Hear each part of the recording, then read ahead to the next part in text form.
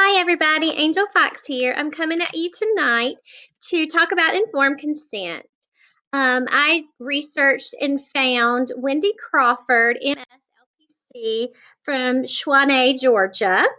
And after looking through her informed consent, excuse me, I went away there. Several things were noted. According to Section A.2 from the ACA Code of Ethics, it describes informed consent in detail.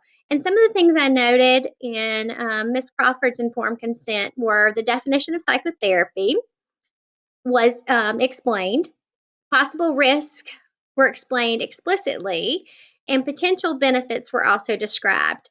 I love the phrase that Ms. Crawford used that said, "No guarantees can be made regarding outcomes." Ms. Crawford also went into detail in regards to confidentiality and provided an explanation of its benefits and exceptions. However, her informed consent did not include the counselor's qualifications or experience. It was actually very brief informed consent, 2.5 pages, I believe. This is important information for a client to have in regards to qualifications and experience because it displays the qualifications and the professional background, and it's also required concerning the ACA Code of Ethics.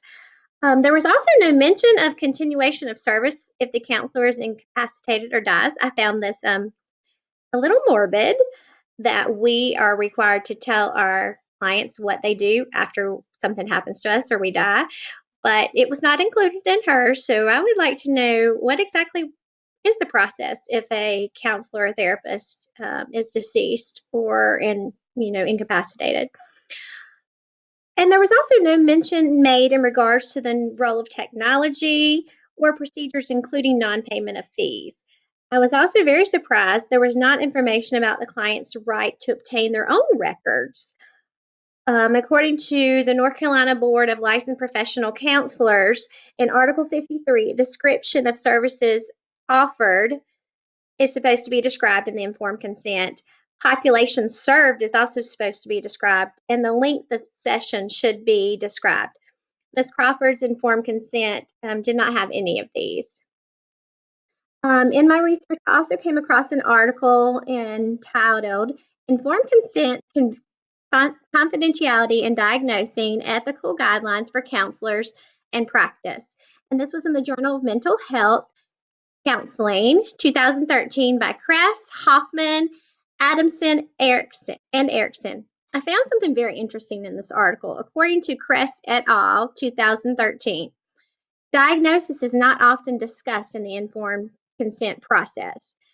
And according to Kress et al., it is ethical for a client to be informed that they may receive a diagnosis and then what happens after that diagnosis is given. So I have two questions for all of you. How much detail should the informed consent contain in regards to the following? A, types of services and techniques, and B, the diagnosis procedures. I found this informed consent very interesting. I have been a client in therapy myself, and my daughter also is in therapy, and their informed consent was 12 pages long. So it seems like you find both parts of the spectrum. You find them very, very brief, and then you find them extremely long. So what is it ideal informed consent supposed to look like so that we cover all of our bases, protect our clients, and also protect ourselves? So I look forward to hearing from you guys. Good night.